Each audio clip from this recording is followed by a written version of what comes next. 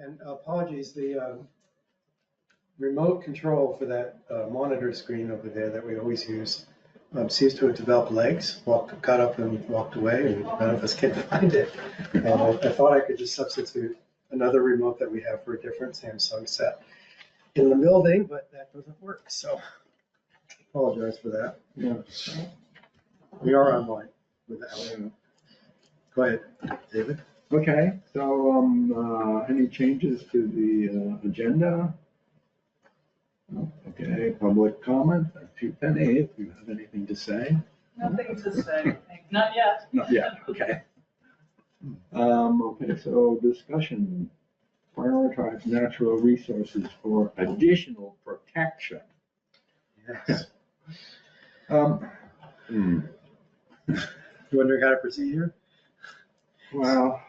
So Penny Right. updated a spreadsheet that she prepared that had a lot of information embedded in it with links. And I will let her explain what has changed if she would like to. I also have the ability to bring it up to share with folks at home, but I don't see anyone else logged in. And in addition to that, I also reposted a 3-page handout that some of you might remember from the last time we talked about this. It looks like this. And Penny and I took different approaches in our analysis. So I will let her cover hers, and I will go over mine just to refresh our memories if people want me to. Mine hasn't changed. Larry, do people have 11 and 17 printouts of that? Could I pass those around? Yeah, those are right. Pretty good. The PDF has hyperlinks. So on the PDF, it's a large, it's the same thing but large. It's supposed to be 11 by 17.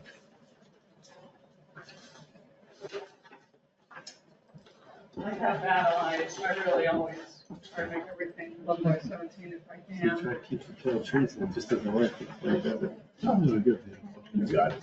Thank you.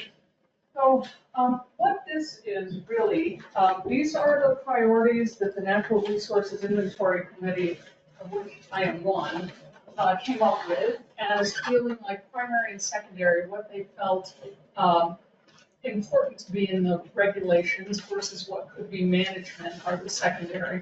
So I just wanted to, for myself, be able to understand what these priorities are in terms of their definition, how we're defining them, what the state thinks about them, what they consider regulation worthy. Let me just pull mine up here so I can talk a little bit better about it. And what the conservation goals are and references for all of those. So if you have the PDF, you could actually, if you wanted to know more about wetlands, natural communities, you could click on any of the hyperlinks and you could get to, for instance, the report, to read the report. And so I've talked about, so that's the number 2, just as an example. First of all, in Jens's video, he spoke specifically about it from minute 28 to minute 29, just for a moment about that. And the Arrowwood environmental maps are the Wetland Natural Communities map, which is on page 7 of their report, and the Bare Wetlands map, which is on page 15. And so I put a hyperlink at the top of this matrix that has the actual report. So you could go to it and look and see what the map was if you wanted to, if you were interested in this. Then I give a definition of what a wetlands natural community is per the state, which is this really valuable, this is a wonderful publication, Conserving Vermont's Natural Heritage. So they don't have many of these books anymore, but again, I put the hyperlink to the PDF right above the matrix if you wanted to know more, and you wanted to go to page 62 to 65, which is where it talks about wetlands. And then on the third column over is the importance, so I put a little small summary of what the importance is, both from the state and from what Arrowwood said. And then what the conservation goals are for the state. Then what our committee is recommending.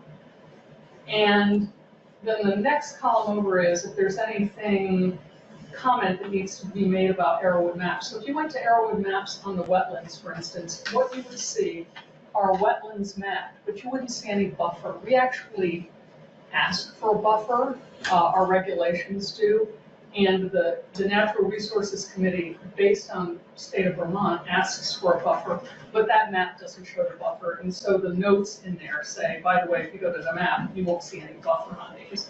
And then the last column is where I have found in our regulations, what our regulations have to say about wetlands.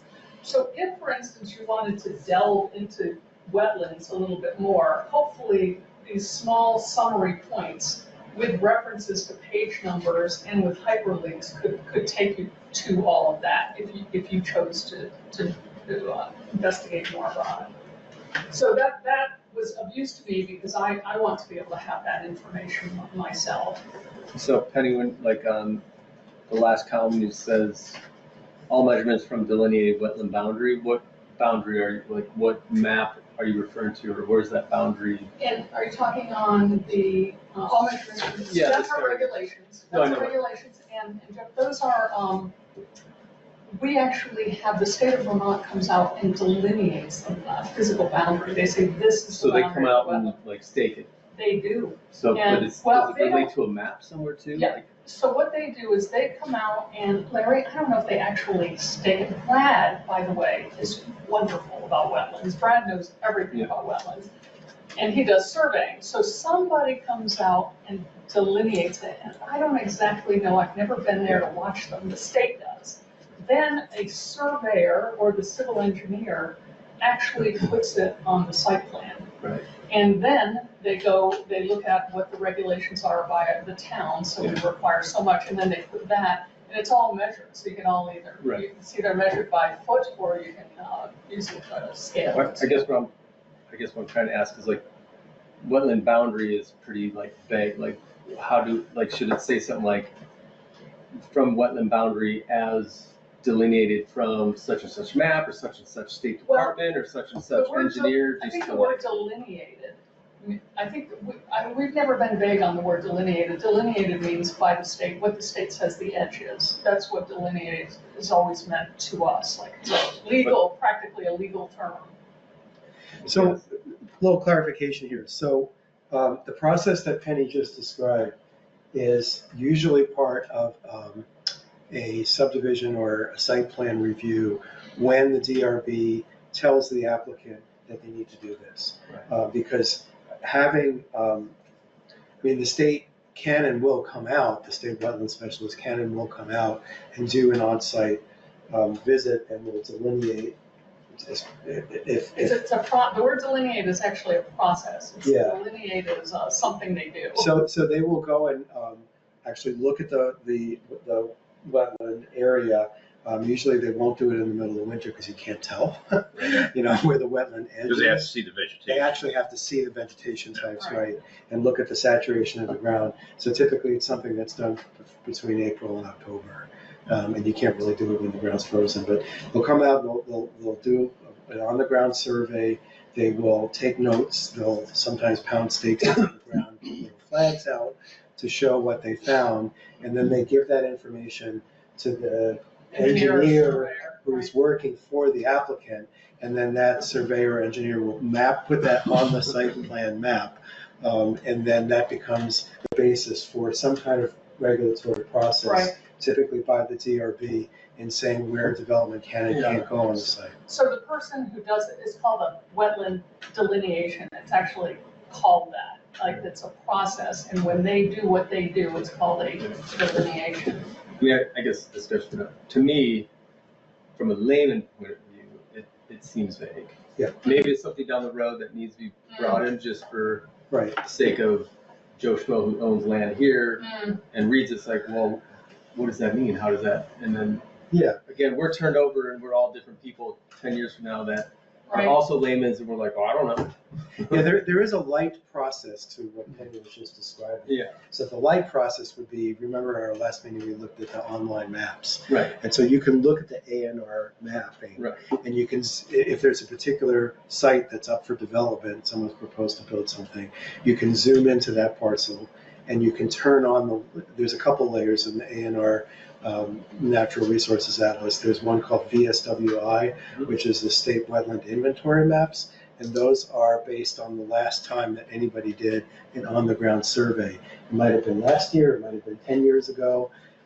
It depends, really. But not all wetlands are on those maps. Yeah. Class 3 That's what wetlands Brad are. would tell you, the correct. first Yeah, thing Brad would so, tell you, and also you can, like, I'm looking at this, like for class 3, 25 feet no disturbance. You can still get a permit to put a driveway across a class 3 wetland, right? That's Yes. right. Yeah. So- That's through the state, that doesn't really have anything to do with us. So the DRB doesn't decide that, the state can say, you had to get that permit from the From the state. state, right. And you can But actually get, the wetlands permit comes from the state. oh, okay. And then they just show you guys when they're They looking show to do us, something. we used to, back in the day, when I started on the DRB, there was a 100-foot setback. Underhill said, nobody else in the world said, Yeah, 100 foot. But so the state may say, for us, you have to have a 25-foot setback from this class 3 wetland, and Underhill would say, okay, that's what you got from the state, and then we have an extra 75 that you put on there, but we've aligned with the state. So you get your wetlands permit from the state, and then you can follow their approval. how lenient are they with that? You know? Very lenient. Yeah, they are. They almost Because never there's say no. wetlands everywhere, right? For class 3. For class Yeah. 3 wetlands, Yeah. Yeah, and this is the point that I raised the last time we talked about it, that class 3 wetlands are not jurisdictional, meaning that they don't trigger state review except for like a crossing, and even then it's perfunctory because the state almost always grants those permissions to do driveway crossings. So the state is mostly concerned with protecting class 1 wetlands and class 2 wetlands. Yeah. And those are the ones that you see on the A&R maps. Right. So, the light version of what Penny was just describing, without an on-the-ground survey, is you just turn on the A&R Natural Resources Atlas map, you turn on the VSWI layer, and also this, something like suspected wetlands is the other thing you can turn on. And those are based on just like aerial photography and frankly what amounts to AI analysis of the vegetation patterns on the ground from the orthophotography that's embedded in those maps. Right. And usually the VSWI area is a more concentrated wetland area within an area that's like the suspected wetland that shows up as a larger patch or area on that map. And so that, you can just print out one of those maps and you can therefore get a quick sense without involving any on-the-ground surveys of what's there in terms of wetlands that matter. Because the state maps do show class 1 and class 2 wetlands. They won't show the class 3 wetlands. I think my point on my chart was that right now we only require that kind of analysis when there's a subdivision proposed for an area. Right. And I feel like, I don't know why we would exempt conditional use projects and site plan review projects, which are fairly few and far between, from that same level of scrutiny. That, if we're putting somebody through a permitting process that involves Development Review Board review and approval with a public hearing, why wouldn't we have that information available for that process? Just so the DRB is aware that if there's likely wetlands on the site, where they are, and that what's the development that's being proposed is not going to encroach on those wetlands. That seems like a pretty straightforward step in the process. And so right now we don't require that kind of review. We do not. We do not for site plan reviews and for conditional use reviews. And I feel like that's kind of a Well, it should be, no-brainer. yes. Yeah. There was that famous example down in our adjoining town, basically, where a person, In Jericho, where they had to tear the house down. town approval, basically, for building a house. Neighbor came in and said, that's in the wetland. State came in and said, yes, it is. The result, tear down the house. Yeah, that house sat there for 10 years. Here, a couple other exceptions. Larry, did you just say that a site plan review isn't required for conditional use review? With two separate processes, they can be combined. So They- site plan review is typically for commercial projects, Yeah, and conditional use review applies to a whole lot of different kinds of projects. but conditional use review requires site plan review, I believe, so we have to end up going to those site plan Yeah. requirements. Yeah. But I think it is important to be consistent and look Yeah. for wetlands. And part of the problem can come up, when you want to get, say, a building permit for a lot that was created, I don't know how many we had before the regulations, so it wasn't part of a development, the subdivision that the DRB saw.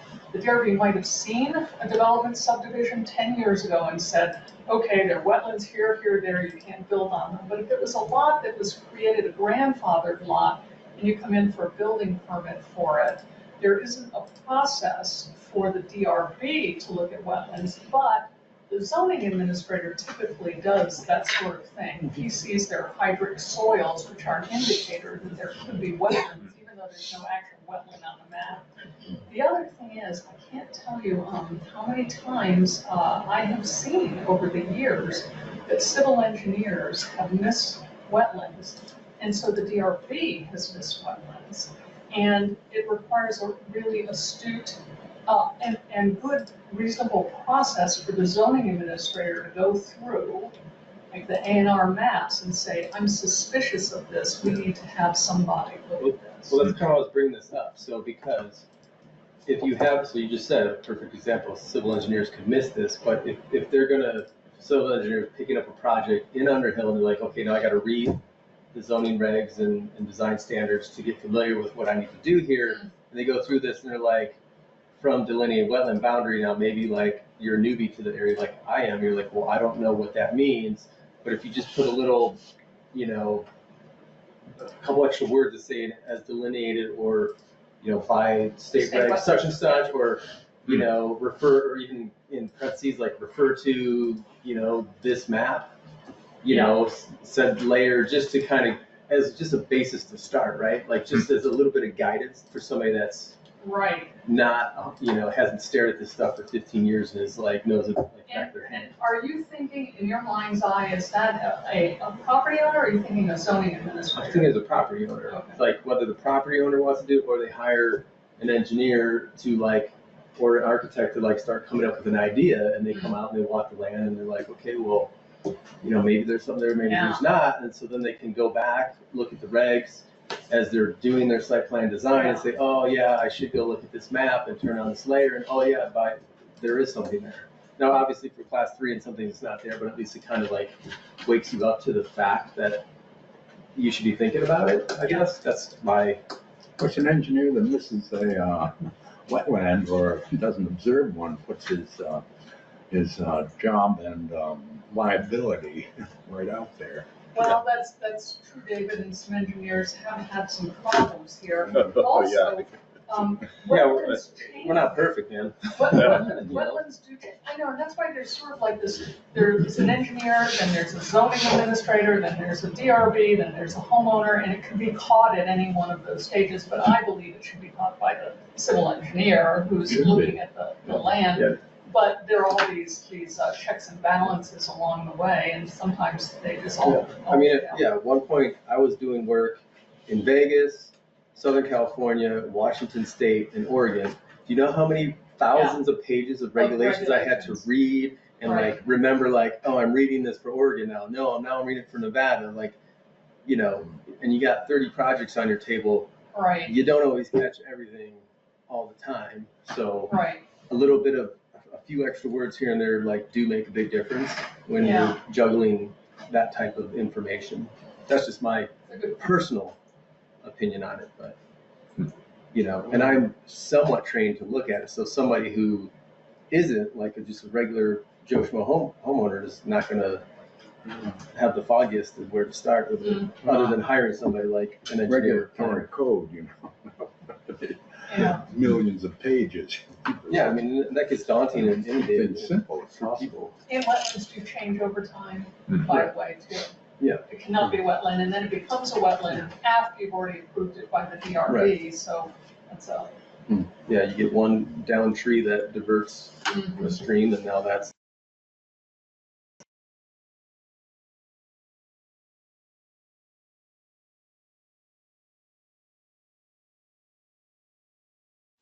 Pass by that quickly, but I think we should have that as being compliant with the state regulations on that. You know, talking about protecting rare, threatened, and endangered species. The state has over 600 rare species, and the state does not require that they are protected. They're just listed. So here we are, we're including it all together as a protection. It's not the case, but we should be compliant with the state, and I would say limit ourselves to that. Not go any, not Yeah. make it more Exactly. stringent. Yeah, right. Yeah. Right. It's tough enough as it is. Yeah. We did look at, Black-eyed Susans are a rare species according to them. right, Really? yeah. Yeah. We did look at that when we were doing the mapping exercise last time. And you might remember that the rare, threatened, and endangered species area showed up as like bright red dots. Well, yeah. And zones on the Yeah, map. but that, okay, it should be defined that way. Yeah. We want to protect those red dots, basically, that show up on a particular map. Right. So And we can again, do that, maybe just Yeah. 2 or 3 or 4. It's not a big deal. Right. And again, I made the point that I would like to, my personal suggestion is that we just add that review to site plan review and conditional use review, just as a matter of course. Because I don't see why we would limit it only to subdivision review. I think that's a good point, Larry. Review, in what fashion again? So right now, we do require a look at location of rare, threatened, and endangered species on subdivision projects. But we don't have that type of requirement for site plan reviews and for conditional use reviews. And that seems an easy enough thing to add as a requirement. So for instance, just as an example, a subdivision has always been for us, it's a subdivision of housing. So it's housing subdivision. Conditional use could be a business, that we're allowing a business somewhere. So we're not looking at whether there's any rare, threatened, or threatened species on the land of the business, for conditional use, but we are for the housing development. So Larry's saying it would make more sense to do it across the board. Right, an example of a conditional use review where this might be an issue is, let's say you have a barn on a farm, and the barn used to be a dairy farm, and the cows were all sold years ago. The barn's been sitting empty. The owner decides that they would like to make the barn into a wedding venue, an event venue for weddings and barn dances and that type of thing. It's a change in use, and it does require in many of our districts a conditional use review for that to be allowed. And typically it would also require the owner of the barn to fix it up, to add parking, to make sure there's septic capacity, make sure that the access off the road is safe for a bunch of cars coming and going. The owner might want to put a gazebo up for, the wedding venue. Right, so all those things are, proposal to intensify the use. And in that kind of situation, whereas, the dairy use the cows may have been fenced off from an area where there was an identified rare and endangered species habitat. Rare, and we're including rare in that. Yes, or threatened or endangered. It is an important distinction. David, I think it's a designation. I think it's called RTE, rare, threatened, endangered. That's a type. Rare, threatened. It's not rare or threatened or endangered. I believe it's a type. Well, we're making it a type, but the state distinguishes from them. Well, I don't think we're trying to say like, hey, let's go looking for it all over this map. I think what we're saying is, if somebody wants to propose a development here, there's no issue. Like, okay, cool, do it. But if somebody proposes something like near this red dot, now we have to say, hey, you're near this area that's designated to have rare endangered species. Well, now we need to look at it. No, that's not what I was hearing. I was saying that when there's site plan review, you're going to look for rare, threatened, or endangered species in that area. Say somebody wants to put in a large parking area for a wedding situation. There's a red oak there growing up in the middle of it. Yeah.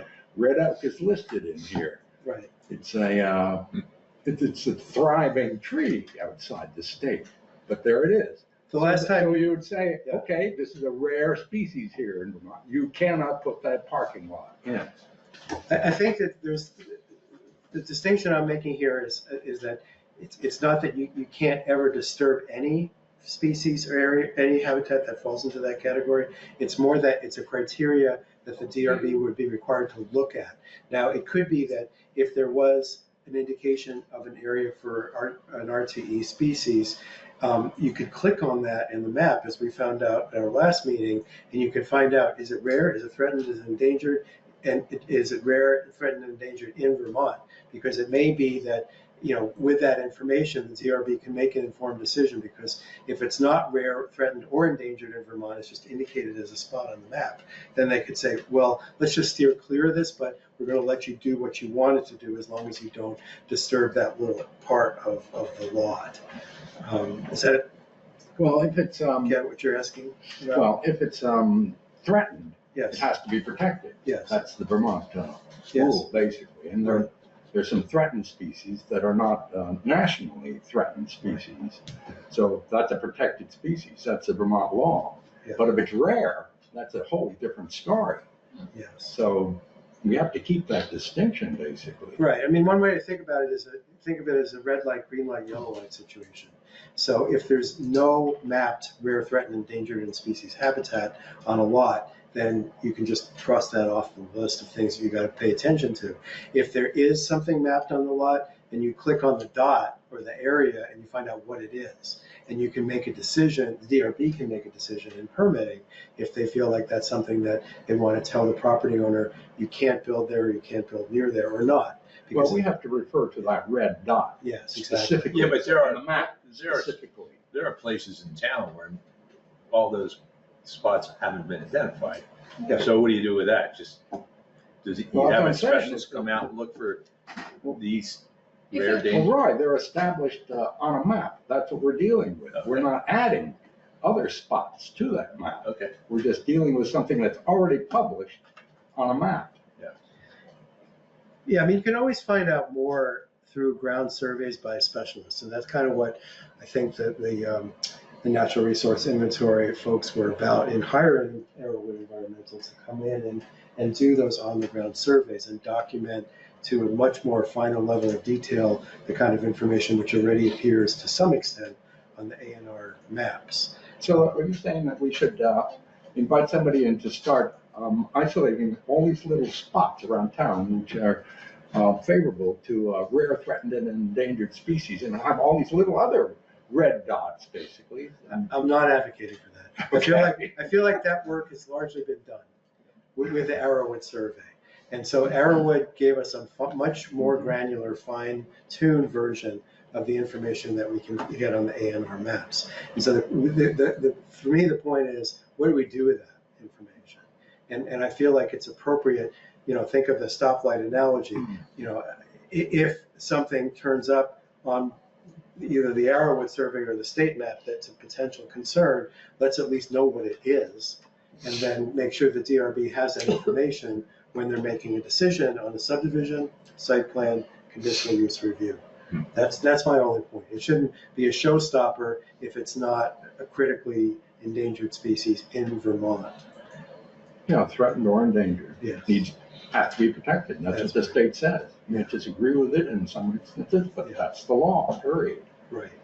Yeah. Does that all make sense to everybody else? Yep. yeah, Okay.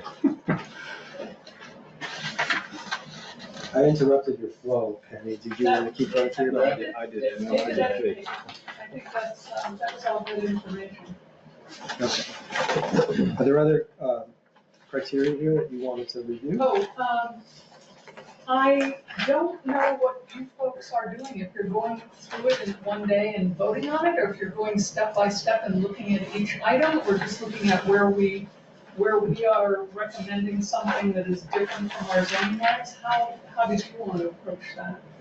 Larry, I think that what you're doing is taking our zoning regs and making a recommendation for the zoning regs. That's going to be the best way to do it, and then I could cross-reference with what we're recommending and challenge you if I think that's, Right. Yeah, I think that's right. Well, I mean, we've just gone through this rare, threatened, and endangered species, clarifying the issue and so on, and kind of setting a direction on that. and also Unless Larry there's other recommending opinions. conditional use and site plan review if we folded into that, right? Yeah, and so another example is wildlife connectivity. So there's actually more recent and better information on the A&R maps as we discussed during Yen's presentation as well. So, I think the language that we have, section 8.3D, only relates to subdivisions. And it's very vague in general. It says, consider wildlife habitat and crossings in subdivision design. Well, in Charlotte, we had a subdivision that we did where we required the applicant to have an on-the-ground survey, might have even been Arrowwood, to actually look at what the wildlife crossings and connectivity was across a lot, because neighbors reported that they saw bobcats and porcupines and raccoons and other critters sort of crossing one area of the parcel. So in order to get subdivision approval, we required the applicant to go and hire a wildlife biologist and basically set up some game cameras and look at the evidence on the ground of wildlife crossings in that area. And that specialist verified that there were crossings. And so we required the applicant to basically move the building lot away from the area where there is high wildlife traffic across the lot. And so we've got 10 acre, 15 acre, and 5 acre zoning, and that Yes. allows for a whole lot of yes, fluidity yes, on these crossings. So yeah. So I feel like we could strengthen that language. We could say we should say the applicant or require them to. As part of our analysis for not only subdivisions, but site plan and conditional use permits, to just take a look at the data that we have now on wildlife connectivity and crossings. And that if there's an area of the parcel that's to be developed where there is a high level of wildlife crossings and activity, we could just tell them to stay away from that. Because if they have, especially on a larger lot, they may have lots of options about where they can put a building. And so if they're able to work with the town and adjust their plans to give the critters room to move, then that feels like a win-win. Larry, Yeah. what you're saying, tell the applicant to look at that and move their building, do you mean to hire a professional, or you? I was more looking at it from the desktop review level. Let's look at what the maps tell us where the wildlife activity is. So the zoning administrator would look at that, look Right. at those layers. Right, and if the building, obviously there's a question of scale. So for a big subdivision, you definitely want to require, if you know that there's connectivity in wildlife crossings, I think it's reasonable to ask the owner to do that kind of analysis with help from a hired expert with an on-the-ground survey. But for someone who just wants to convert their barn into an event venue, it may be just a desktop analysis with a mapping program, just to make sure that there's no major wildlife crossing happening in the area where they want to put their new structure with their parking lot. So we have to write this into the bylaws. Yes. Yeah, okay. I'm suggesting that if you want to give these regulations a little more teeth, that's a way to do it. Okay, that's fair. Of course, as a DRB member, I'm very interested in that. I think using the map, this map was generated for a reason, not to just put it in a drawer and forget about it. Yes. Doing a 5-second review on that layer isn't that hard, but I also agree, asking people to pay for one more thing, everything's already expensive enough to ask for, this other third party to do this survey, and then this other third party to do this other survey, and before you know it, development is less affordable than it already is. Well, How's everybody else feel about this one, I guess is my question, about having to figure out having a new bylaw for wildlife corridors. How do you feel?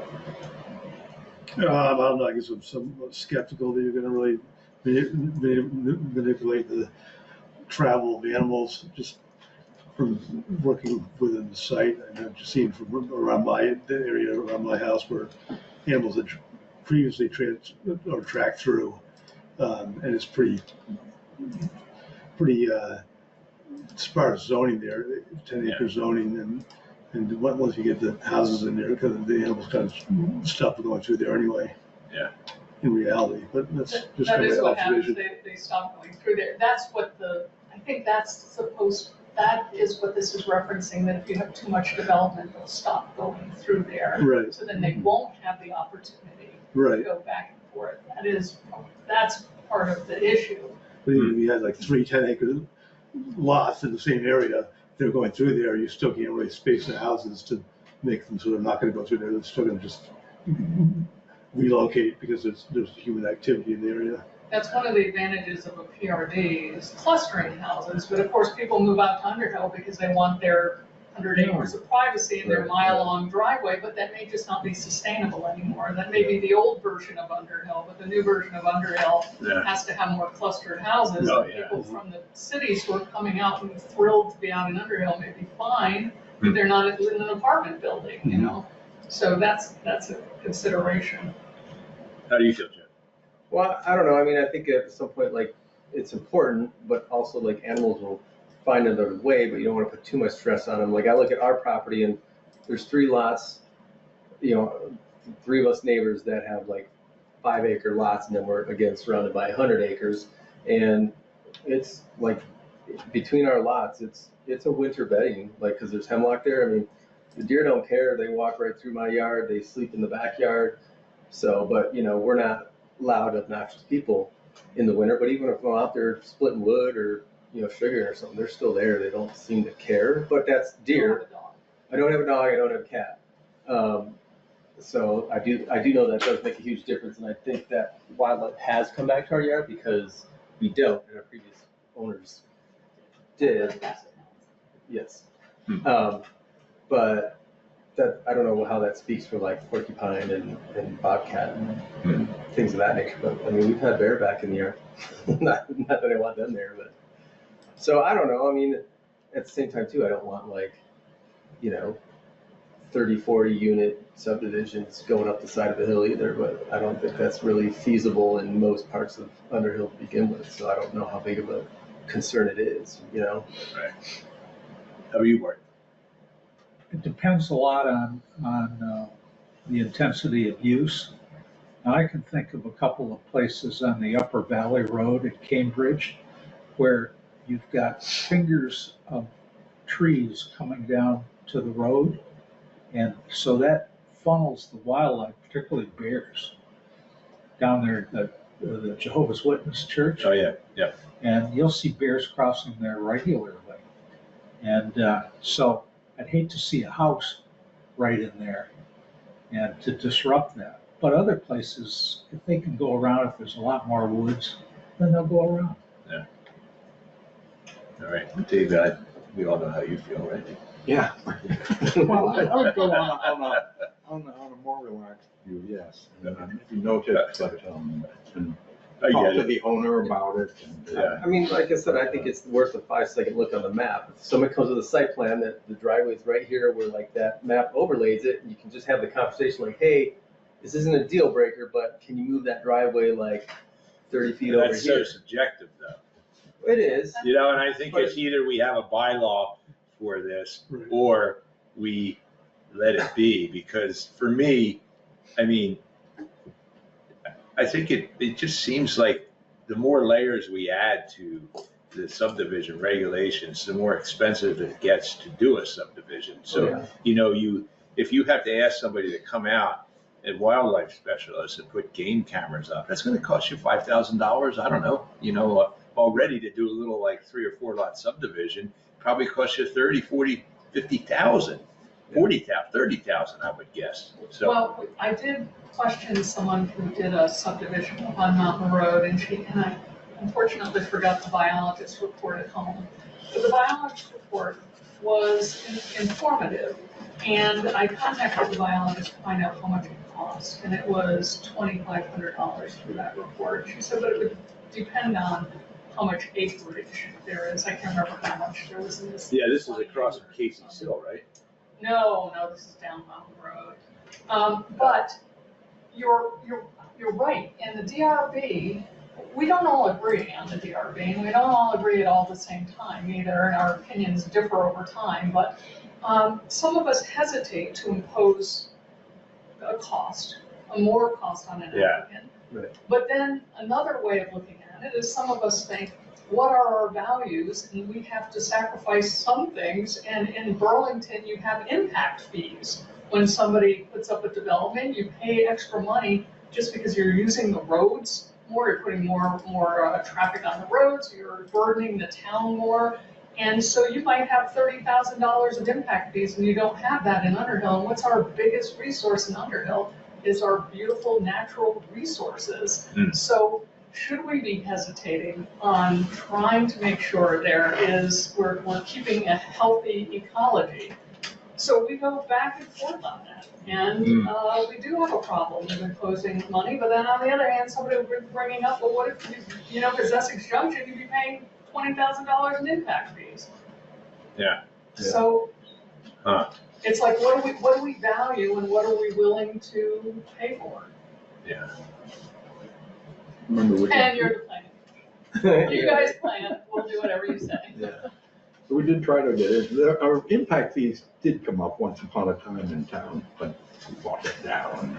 Well, it's hard to, what is the impact? Like, They no have roads, Adjourn. no water, no sewer, They have no Adjourn. street lighting, no sidewalks, like, you Oh, don't really We're impact going to have it anything. in Underhill. There's To a the forest, town, they're but they impacting our did forest. Right, you know? that's the only thing, so, yeah. The argument was. Impact fees are typically connected with having, the towns having Just so good. a capital budget, public infrastructure, so streets, maintenance, sidewalks, Water, sewer, water, sewer, trash, all those things. yeah, snow plowing sidewalks. I mean, these are all real costs that some municipalities have.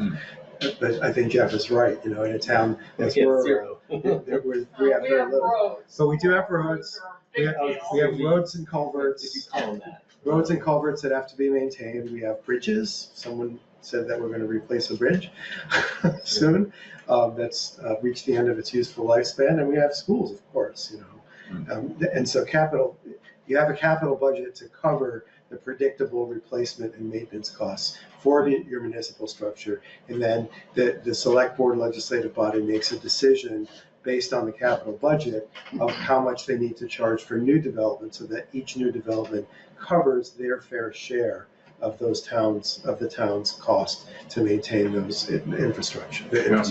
Well, typically impact fees are way up above what the actual impact Sure. amounts to. Yeah. Huge. Well, if that's totally up to the legislative body to set those. And of course, sometimes people, ordinary residents, who are concerned about a lot of development coming in, they may pressure the legislative body to set a higher impact fee because they want to discourage some kinds of development. But that's way down the road, if ever, going to ever be an issue in Underhill.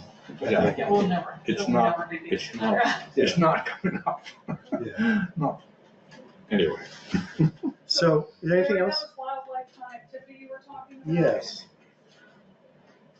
I just feel like because the information is easily available, it's just good to look at. The only thing is, for instance, with the wildlife connectivity, they talked about wildlife crossings. They did a data modeling of wildlife crossings.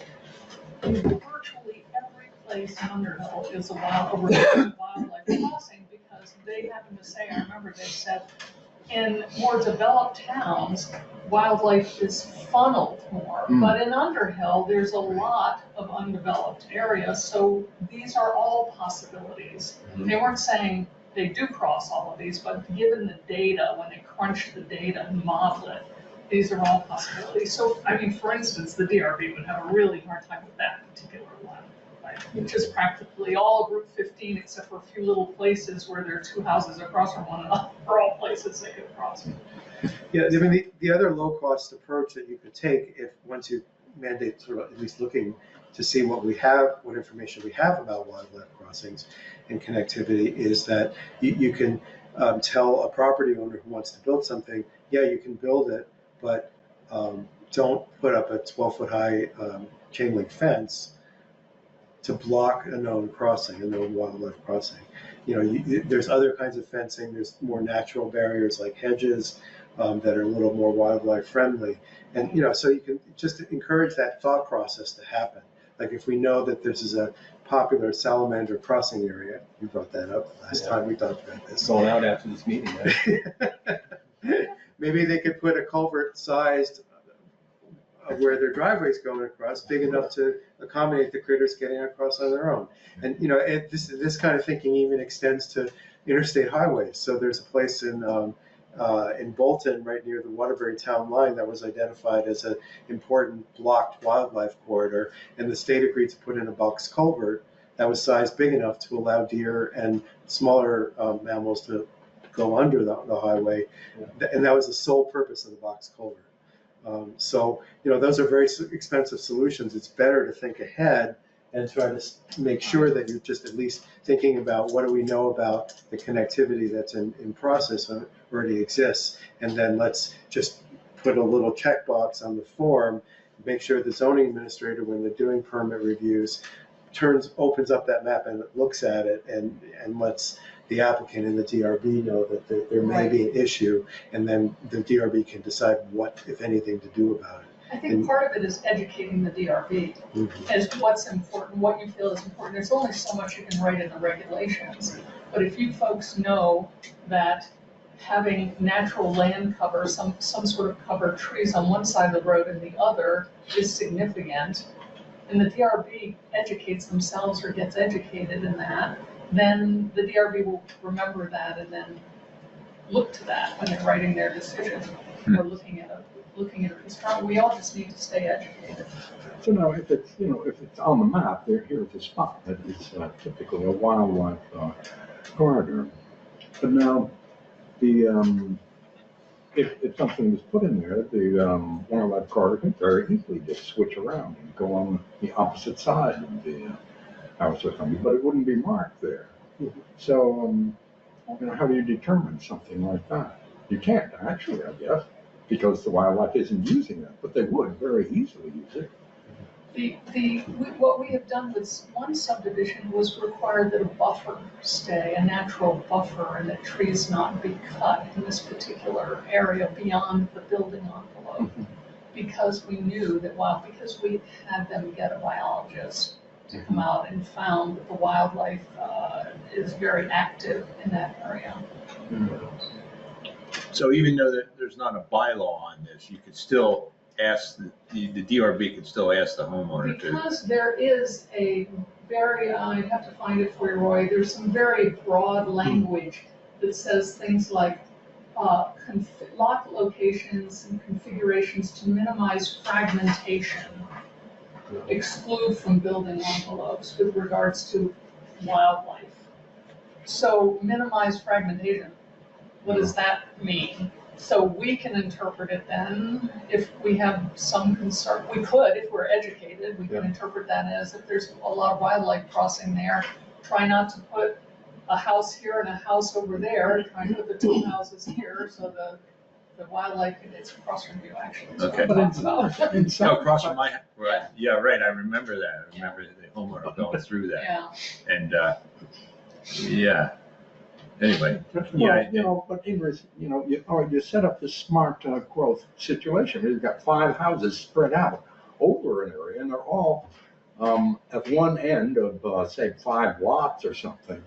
It'd be blocking more than if there were one out here and one over there and one over in this section with all the space in between. It would actually be harmful to do a smart growth thing, which is ugly anyway.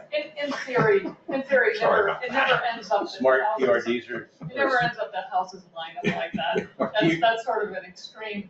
But also, David, there is, I don't know if you remember Jens talking about that, when there is human activity, it radiates out at a certain radius from there where animals will no longer want to reproduce or whatever they do or sleep. So every time you have very separated houses, you have a radiation of, I don't know what, a half a mile around each house, which then means the whole area is out. And there's already some things in the regulations to help minimize the lots going out into the countryside as far as the steep slopes and the driveway pitches.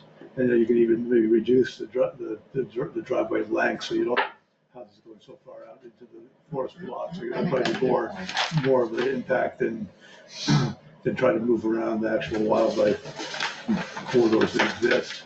I feel like so much can be worked out in a dialogue between the property owner and the town about how to best do their project so that it minimizes impacts on the important natural resources that we want to protect. So I think this conversation is really about how can we fine tune the regulations to make sure that we're at least looking at those criteria?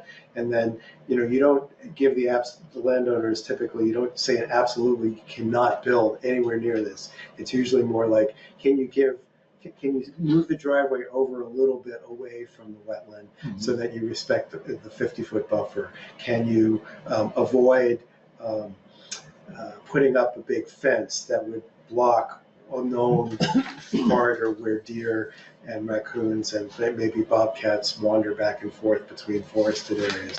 It's more of that, and I think most often you will find landowners willing to have that conversation. If they're not being told what to do, but rather there's some process whereby they can say, well, here's what I want to do, tell me what I can do, and are we able to talk about this and make adjustments in the plans? Yeah. So that, because I think most landowners want to do the right thing. I do too. I think that's probably the best approach. Well, I got a question. I'm sorry. No, go ahead. So, like when somebody comes to the DRB with their initial sketch review, do you recommend? Would you recommend to them or urge them to do a PRD? Like We might if we knew enough about it then. about the land, the spot and all. Yeah, we have started there. We typically, and it's in our rules of procedure, have a site visit before final, between preliminary and final. But we have just started having a site visit at sketch. Oh, I see. also, Yeah, okay. So that we can get a feel for that, because the land across the way from you, flat on a piece of paper, we didn't really understand it well. Right. And sketch can really be, sketch originally used to be just a sketch. I would just do a sketch on a piece of paper and say, well, I would have no idea what the topography was or what was across from it or whatever. So now we try to go out during sketch also to look at the land, and we happen to have enough expertise perhaps to say, well, I know we have some, like Karen McKnight is very good at knowing what's going on around town animal-wise, wildlife. Well, I happen to know a lot of animals come down from Maycomber Mountain and cross through here and go to such and such to winter over there. Right. And so we would have the value of her expertise on that when we're going out for the site visit. Because it just seems to me like if anybody wanted to develop 100 acres and they knew they could do a PRD at way less cost, why wouldn't they do that? Instead of just splitting it into 6-10 acre lots, they could. It makes sense, but a lot of people want their 1 mile driveways and their 10 acres of privacy, Yeah, but that's getting more and more expensive to buy anymore. Yeah, so, and to maintain. Right. Well, clearings in a forest have a beneficial effect also. So, Clearings of there the house and a gains and dog, I don't know, losses. David. Well, there are gains and losses on a lot of these things, trade-offs and. I think ultimately Larry has got it right, because I think what we need to also do as a conservation commission, with it also on, is to instill the love of our natural world in our community. So we do all want to take that right course. We do want to promote biodiversity and resilience in this climate change time, that we have to make sure we have intact, functioning ecological landscapes. So if we can instill that in people will want to do the right thing. But the planning commission needs to maybe tweak some language when there's contention or issues about, we need to be able to make a decision. Yeah, if you want to see a polar opposite of land development, next time I go to Phoenix, I'll take one of you guys and you can see what they do to the land out there versus what we're trying to do to the land over here in terms of integrating things and conserving stuff. Because it's a very out of touch world in many places when it comes to development. Hopefully we'll survive climate change. Yeah, I don't think anyone here is just in favor of a total wildcat development situation. We have plenty of regulations already, and we're tweaking things here and there. So can I make a suggestion? Because it's a little bit after 7. If you all think that this template, where I've indicated a couple of areas where I think we could tweak the language, to require that things be looked at in site plan review and in conditional use review, in addition to the subdivision review that we're already requiring it for. I'm willing to take a stab at just some minor modifications to the bylaws to reflect that.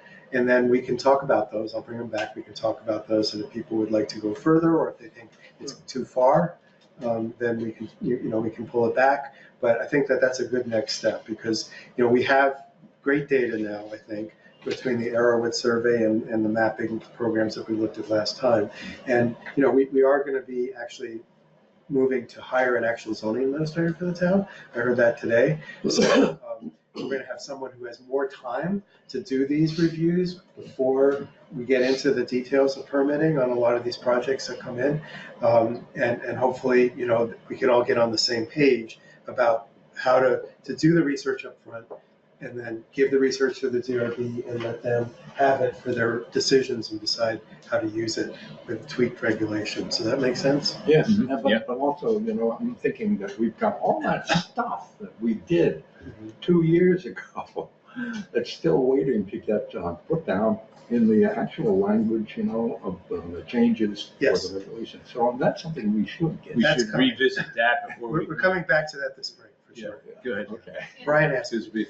I forgot what we did. Quick things. One is, I think that's all a great idea. I'm excited about a zoning administrator. And Larry, I think that it might just consider maybe passing some of your ideas past the DRB, just so that they can say, oh, I don't understand it, that's too vague, that's going to cause a problem for us, I think. And then, because ultimately we're the ones who have to use it. And only one other thing is, under forested riparian, which is the third one down on the list, that was an error in the information you got. Arrowwood did not propose 12.5 feet from top of bank. I'm going to send you my top of bank research, but that is what we currently have now. Arrowwood actually had, if you look on the chart I gave you, a 200-foot zone, 100 feet on each side where it's forested. And I don't know that Jens necessarily feels that's necessary for all those areas, but they were much more, they felt the forested riparian areas are much more important. So the 12.5 feet is incorrect? Typo. Is what we currently have in our regulations. Oh, okay. Can I have that there? Sure. Yeah. But I'll make a copy and I'll give it to you. Okay, thanks. Keep that note. Okay. Anything else? Natural resources prioritization? Vernal pools? I'm not sure how you really define a vernal pool. How do you distinguish that from just a snow melt pool that's going to be gone and I think I think they are significant and unique, and they can be defined, not by me, but by someone who knows what they're doing. They have to dry up in the summertime. yeah, And they don't drain. But they have a certain They types have of no, animals and certain types of amphibians or insects in them. There's a specific definition for them. Okay, so it's sort of not just The peepers love. the peepers. They have people, All right. yeah. They keep you up all night, Yeah. yeah. Okay. So, I'm gonna put this one down, put this one away, and bring up the sawmill standards. Yeah. Which we're probably all tired of talking about, but I did take the feedback from the last discussion and incorporated it into a new draft, which is printed out. Over here.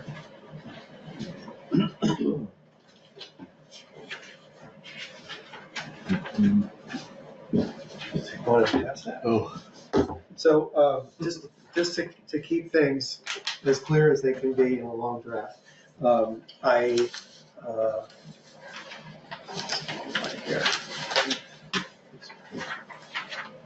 the stuff that I changed since the last time we talked about it is highlighted in yellow on this sheet. So fairly small changes, but somewhat significant. And so just to review, people said that they wanted sawmills to continue to be a conditional use only in the rural residential district along Route 15. So that was now changed. I was going to make it conditional in the conservation districts, and people said, "Oh, we don't want that." So it's still only no change. Still a conditional use along Route 15 north of the village. And then I also clarified that with wood processing, we're not talking about a facility, we're talking about an operation. So that is wording has changed. And then also down in the definitions as well.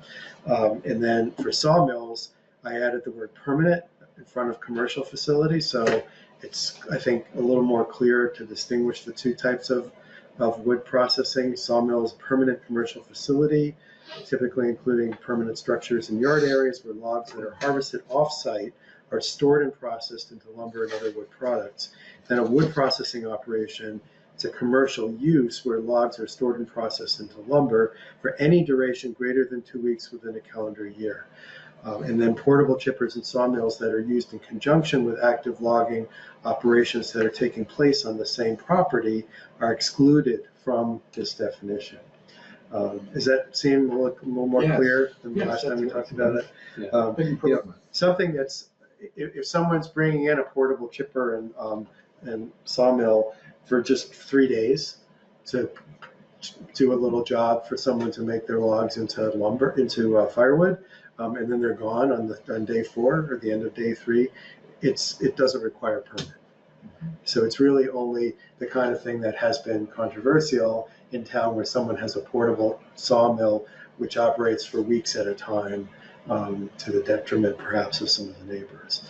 That becomes an issue that requires a. You can't get a permit for having a portable sawmill set up permanently at your house, is what you're saying. I'm not saying you can't get a permit, I'm saying you have to ask permission for their conditional use review, and it goes to that application would go to the DRB, they would have a public hearing, neighbors would be notified, neighbors could come out and speak if they had concerns, and they're going to be different concerns if someone has a 25-acre parcel up in the woods and the sawmill's in the middle of it and there's no houses within 1,200 or 2,000 feet versus someone who sets up a portable sawmill 25 feet away from the property boundary and there's a house right on the other side. Like on Jacob's Hill or something. Yeah.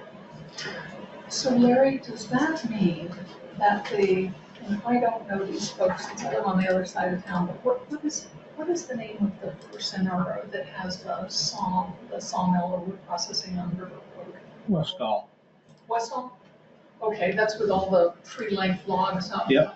So Westall is a sawmill because it includes structures and yard areas? That's a wood processing and firewood processing. He actually has a permit. So, but according to this definition, if you were new, why would it not be considered a sawmill, according to this definition, here on this paper?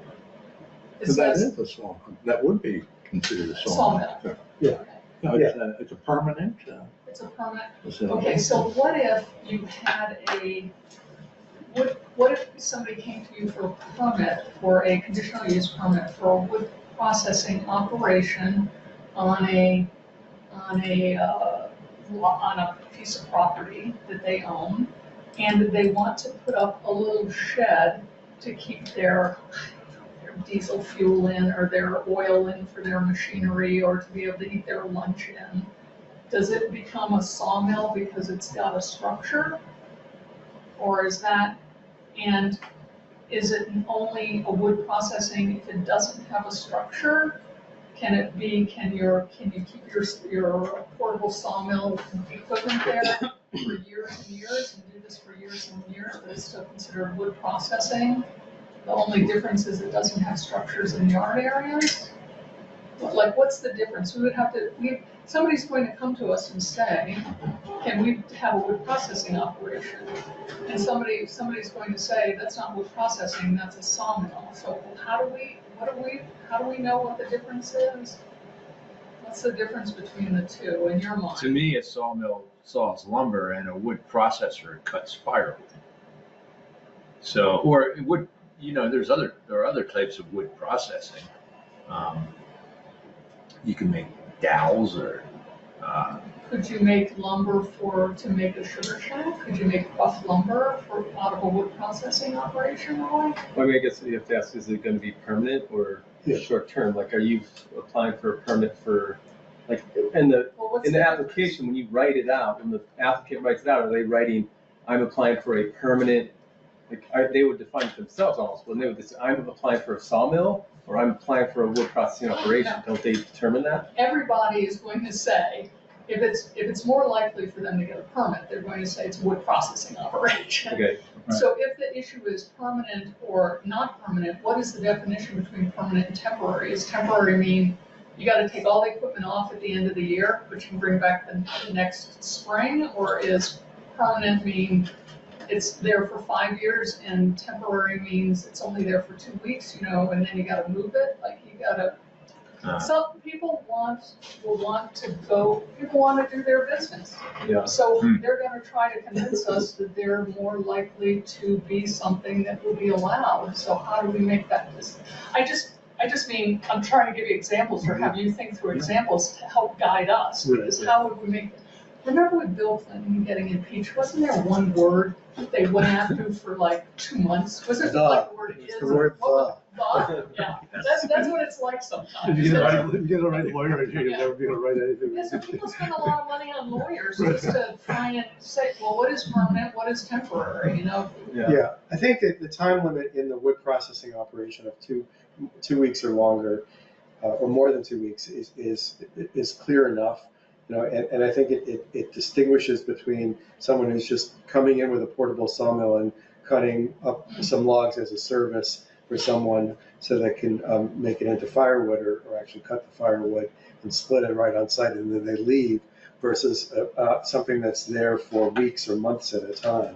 The sawmill, I think, we could debate about whether we have an active sawmill in Underhill or not. I think we talked about that last time. But I think most people would think of, when they read this definition, they would, permanent commercial facility, including structures and yard areas, their mind is going to go to an operation like Lamel Lumber in Essex. Okay, I got my view on this because I have a friend who's a logger who lives in Jericho. Yes. He has a portable sawmill set up in the shed behind his house. Yeah. He has no permit for it. Nobody knows he does it. Yeah. So I bring a log over there. I want to saw into some cool boards because I had this log cut down and tree cut down. How do we regulate that? Because that happened on River Road here when I was at the DRB, like in 2004 or something like that. There was a guy set up with a portable sawmill, and the neighbors complained. He came in for a permit and he got denied, and it was this big deal, and it was. But there were no regulations on it at the time. So how do we deal with that guy who wants to have his portable wood miser sawmill set up in a shed at his house and saw a log into boards occasionally that he's going to sell? I mean, that's a conditional use permit for a home business. Where does that fall within this? Because we're allowing sawmills on Route 15. I think that's the risk. So like, he's trying to do it without, if you're trying to do it without notifying the city, like, you're kind of like, it's like poaching during hunting season, right? Or outside of hunting season, like, you're taking the risk of like, well, I want to do this. I'm going to do it without permission. And if I get caught, I'll try to ask for forgiveness. If I don't get caught and keep doing this for 10, 20 years, no harm, no foul. I think your example is a good one, because if the work that your friend is doing is just for a day or two at a time, then it doesn't hit the 2-week threshold, and you won't need a permit. Day or two at a time forever. It's there. He's had the thing for, I don't know, 8 years maybe. So right, but you could look at the number of days that he operates over the course of a given year, average it out, and say, well, if it's less than 14 days, then it's good to go. I'm sure most people with sawmills, like, the guy we bought the house from, he had a portable sawmill in the backyard. He used it for a lot of his own lumber, but I'm sure there are people who are like, hey, Brad, I got this log. Do you mind throwing it on your sawmill while I'm here? And he might do it for free, or he might say, $20, I'll do it for you. And it's, again, like, it's the guy's not doing, I don't know if your buddy's doing it as like, a way of of survival, you know what I mean? Yeah. Like, there's one thing to call it a hobby, and there's one thing to call it like a full-time. Don't get into that. You We'll you get say the it's like IRS. in excess of a certain amount of board feet of production a year. Yeah. Well, We talk about that. I think that Who's in charge of that? You're trying to ferret out whether he needs a permit or not, but I'd be trying to ferret out, okay, if he needs a permit, which is what we had to do, right? There's a permit needed. Is it considered wood processing or is it considered a sawmill? The only difference between the two of them that I can tell is that one has the word permanent, so that suggests the other one is temporary. What's the difference between permanent and temporary? And one says structures and yard areas. So if there's a structure, does that automatically dump it into a sawmill? So is the Westfall's a saw? I would assume Westfall's is a sawmill. I would say it's a wood processor. That's a wood processor. Because the outbuildings were kind of existing there. Because It would why? just be It used to be a farm. Permanent commercial facility, Yeah. by The buildings were definition, there. is a sawmill. Like the buildings Yeah. weren't built for the sawmill, they Oh. were there. But we're trying to, But what's the difference between somebody who just sets up, if you took the buildings away and you just had it put it in the field, and you're still doing the same thing? And he's not really using the buildings. Yeah, I mean, someone brought up, Suppose the permanent facility housed the equipment that is producing the boards and so on. If the equipment is being housed by a permanent structure, that may limit it somewhat, but may. Isn't Westfall's equipment housed? Because a sawmill is more is like producing boards as opposed to producing firewood. That's what the distinction. yeah, I mean, this gets at the distinction that's in our regs about home occupations, because the home occupation rules that we have are pretty light touch. They allow someone to do something as a hobby, or to make a little money on the side. But where it crosses the line from that type of a home business into something that is a concern for impacting neighbors is where, there's a lot of noise being generated consistently over time, trucks coming and going over time, large amounts of material being moved and stored on site over time. That is more like a commercial operation. So to me, for someone to say, well, this is just a home business, if you're doing it 12 weeks or 18 weeks out of the year for an average of 3 or 4 days a week, it's not a home business anymore. It's a commercial activity. And so I think that's what the definition is trying to get at here, permanent commercial facility.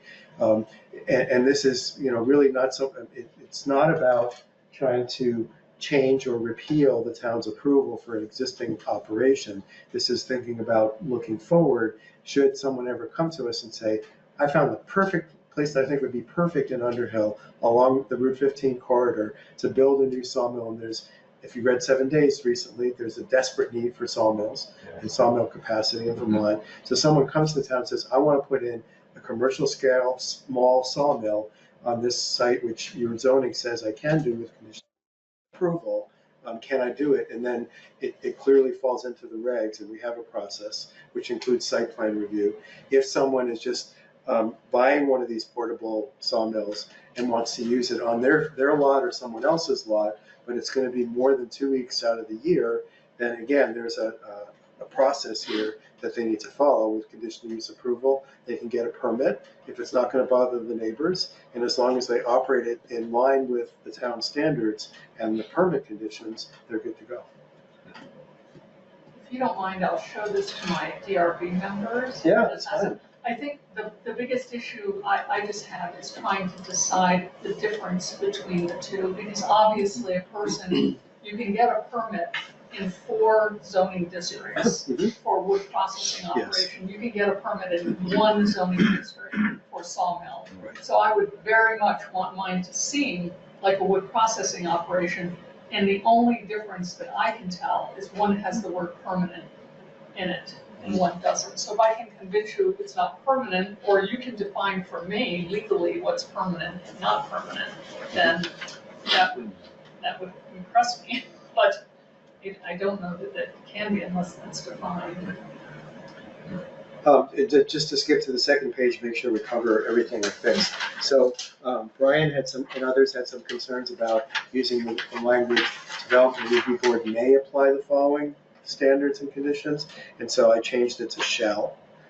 for the first two, because it seems like we always want to have them consider, does it need a setback? Does it meet a setback of 300 feet from any lot line or other existing residence, school, home, childcare, or healthcare use?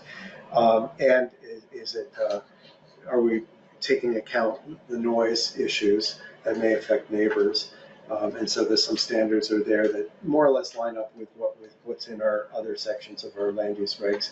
And then there's the three final conditions, 3, 4, and 5, that the DRB may require noise reduction techniques to be used, may require additional screening, and may restrict hours and days of operation. So the shells are the first two, which give them a chance to consider distance from the nearest use that would be conflicting, that would be a problem, and then restrict the noise levels so to not exceed the levels that are elsewhere cited in our zoning rules.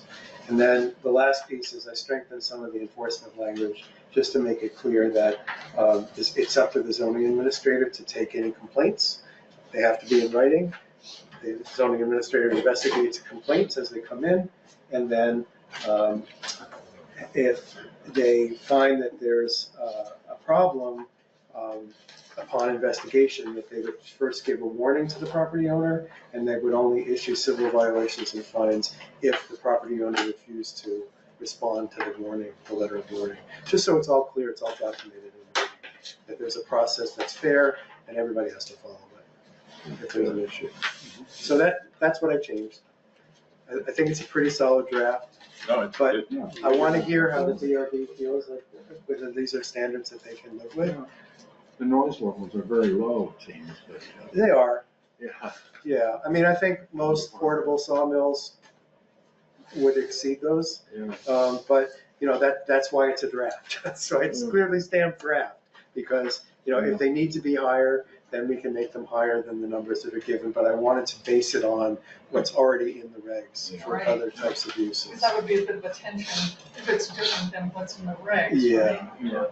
Yeah, I think that's a fraught path to go down. Well, didn't Gordon, I thought he said he was recording like 70 something at the, It was more than that, I I think thought it he wasn't said that 70 far last- away.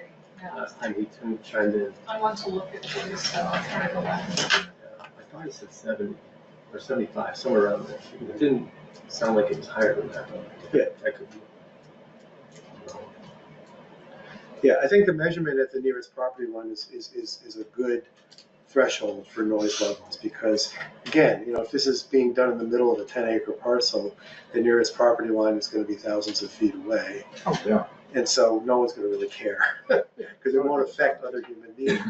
The issue is what happens if it's being done on a smaller parcel where it's close to a property line and there's a house or a daycare or a school right on the other side. That's where you have the potential conflict, and that's why we set forth clear standards so that we can tell a property owner, you can do this, but not right over there. You got to move it way back or have it on a different parcel.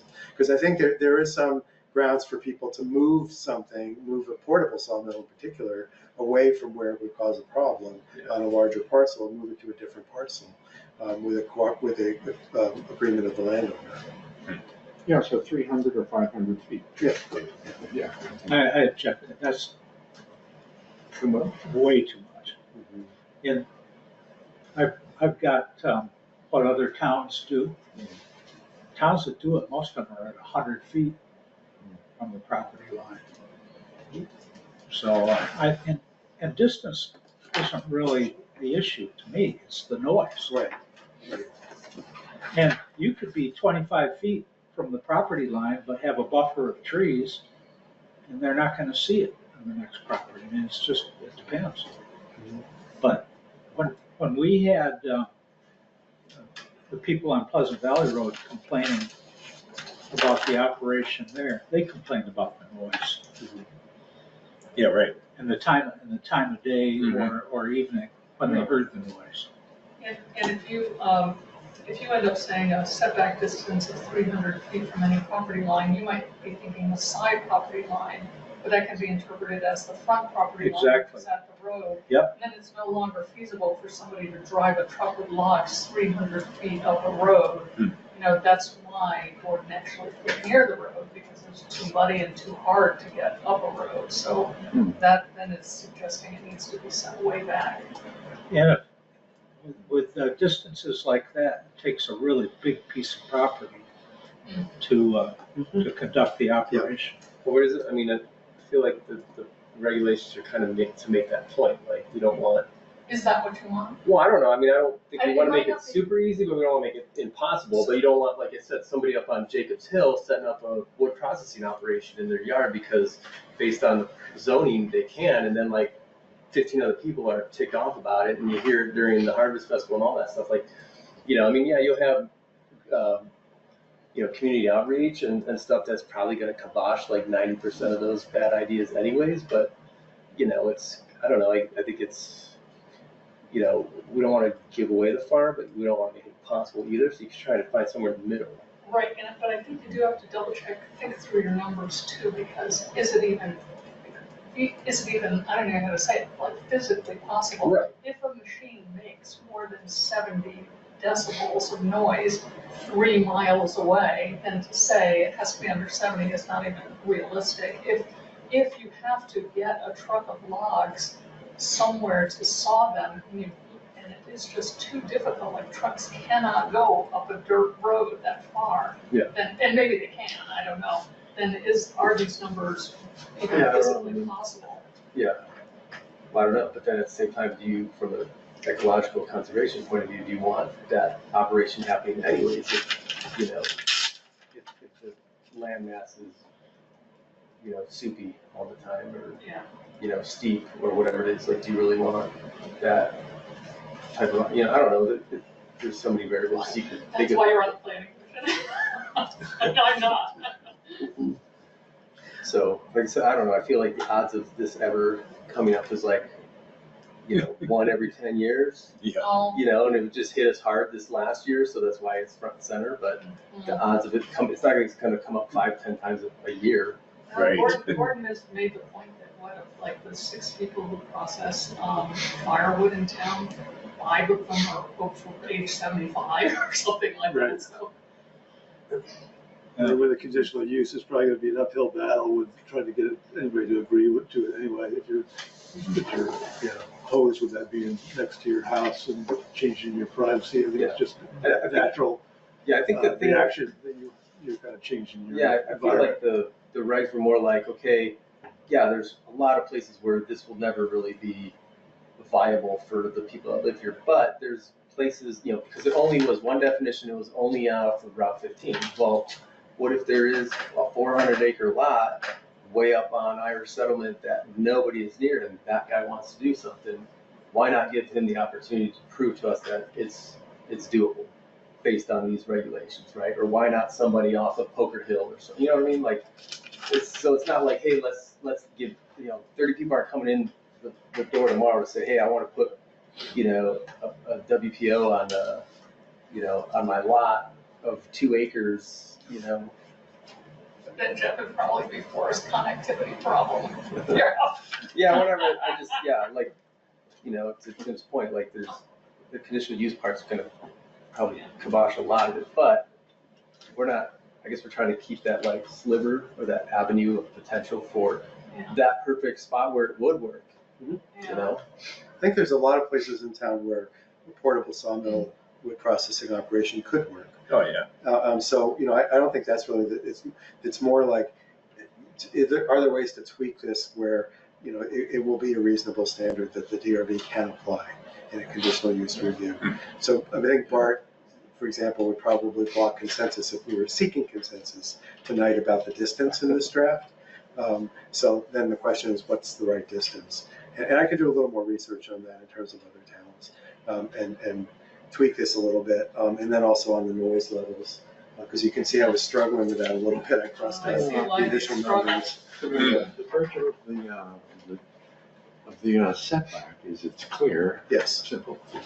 And the trouble with noise is it's not clear. It's it can go overhead and or whatever. We all know that it's such a variable thing depending on the particular location and a whole lot of other things. So let me just to take another whack at this and bring it back after some additional research. I wish we could have said yes tonight, but it is what it It's is. never gonna happen. I know we can agree on. Yeah. Okay, last item. Sorry, David. for No, that's okay. We have a last item. Is there a last item? There's the minutes. Oh, yes. approve the minutes for March 20th. Everybody ready for that? I was good with it. Okay, a motion to approve? Yeah, Tim, okay. A second? Barb? All in favor? Aye. Aye. Okay, next motion to adjourn, if somebody is So moved. interested. So moved, Barb, and second? Sure. Second. Yes, Jeff. All in favor? Aye. Everybody, okay. Sorry, I gotta pick up. Very good. School here. Thank you, everyone. Yeah, thank you. So